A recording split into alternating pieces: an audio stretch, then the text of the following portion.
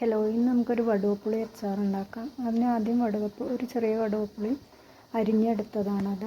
അതിൻ്റെ കുരു മാക്സിമം കളഞ്ഞിട്ട് അരിഞ്ഞെടുക്കുക. അതിന് ശേഷം പിന്നെ അതിലേക്ക് വേണ്ടത് ഒരു 2-3 ടേബിൾ സ്പൂൺ നല്ലെണ്ണ, പിന്നെ ഒരു 4 ചുവന്ന മുളക്, കുറച്ച് കറിവേപ്പില, ഒരു 4-5 പച്ചമുളക്, അത് എരിവിനനുസരിച്ചിട്ടുള്ളത് എടുക്കുക. പിന്നെ കടുക്, പിന്നെ വേണ്ടത് ഉലുവ, ഇതൊക്കെ വറവിടാൻ വേണ്ടിയിട്ടുള്ളതാണ്. പിന്നെ അതിലേക്ക് ആവശ്യത്തിനുള്ള മഞ്ഞൾപ്പൊടി, അതുപോലെ തന്നെ മുളക് പൊടി, എരിവുള്ള മുളക് പൊടി, അതുപോലെ തന്നെ കാശ്മീരി ചില്ലിയും കൂടെ ചേർത്തിട്ടാണ് ചെയ്യാൻ ഏറ്റവും നല്ലത്. പിന്നെ വേണ്ടത് ഉലുവപ്പൊടി, കായപ്പൊടി, അതൊക്കെ ഒരല്പം മതി, നമ്മൾ എടുക്കുന്ന നാരങ്ങയുടെ അളവനുസരിച്ച്. പിന്നെ ആവശ്യത്തിന് ഉപ്പ്, ഇത്രയാണ് വേണ്ടത്. ഇനി അരിഞ്ഞു വെച്ച വടുവപ്പുളിയിലേക്ക് ഒരു 4-5 പച്ചമുളക് ചെറുതായിട്ട് മുറിച്ചിടുക,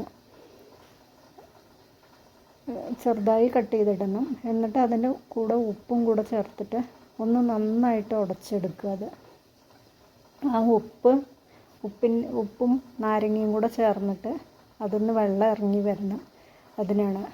അപ്പോൾ അത്യാവശ്യം ഒരു ഗ്രേവി ആയിട്ട് അത് കിട്ടുകയില്ല.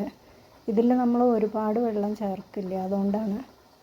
പിന്നെ ആവശ്യത്തിന് മഞ്ഞൾപ്പൊടി, ഞാനിവിടെ ഒരു 1/4 ടീസ്പൂൺ അടുത്താണ് മഞ്ഞൾപ്പൊടി ചേർത്തിട്ടുള്ളത്.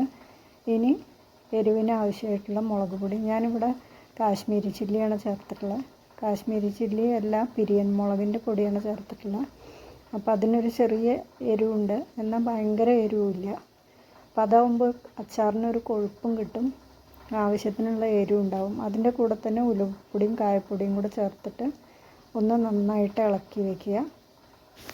അപ്പോൾ ഇപ്പം തന്നെ അതിനൊരു നനവ് വന്നിട്ടുണ്ടാവും. ഉപ്പും നാരങ്ങയുടെ പുളിയും കൂടെ ചേർന്ന് വരുമ്പോൾ ആവശ്യത്തിനുള്ള ഒരു നനവ് അതിലേക്ക് ആയിട്ടുണ്ടാവും. ഇനി ഒരു ചീനച്ചട്ടി അടുപ്പത്ത് വെച്ചിട്ട് അതിലേക്ക് നമ്മൾ എടുത്തു വെച്ചിട്ടുള്ള നല്ലെണ്ണ ഒഴിച്ചു കൊടുക്കുക. നല്ലെണ്ണയിലാണ് അച്ചാർ ചെയ്യാൻ എപ്പോഴും നല്ലത്, എന്നാലാണ് കുറച്ച് ദിവസം കേടാവാതിരിക്കുള്ളൂ. എണ്ണ ഒന്ന് മൂത്ത് വരുമ്പോൾ അതിലേക്ക് ഒരു 1/4 ടീസ്പൂൺ മുഴുവൻ ഉലുവ ഇട്ട് കൊടുക്കുക. അതേപോലെ ഒരു ടേബിൾ സ്പൂൺ കടുക് ഇട്ട് കൊടുക്കുക. കടുകാണ് കൂടുതൽ വേണ്ടത്. ഉലുവ കൂടുതലായി കഴിഞ്ഞാൽ അതിനൊരു കയ്പ്പ് രസം വരും.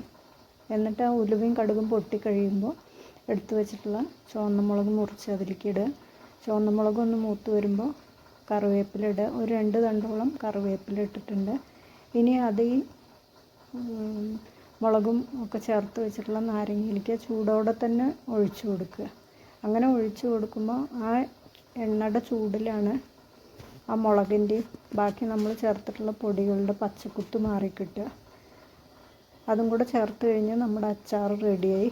ഇനി വെള്ളം വേണമെന്നുള്ളവർക്ക് തിളപ്പിച്ചാറിയ വെള്ളം ചേർക്കാം. ഓക്കെ.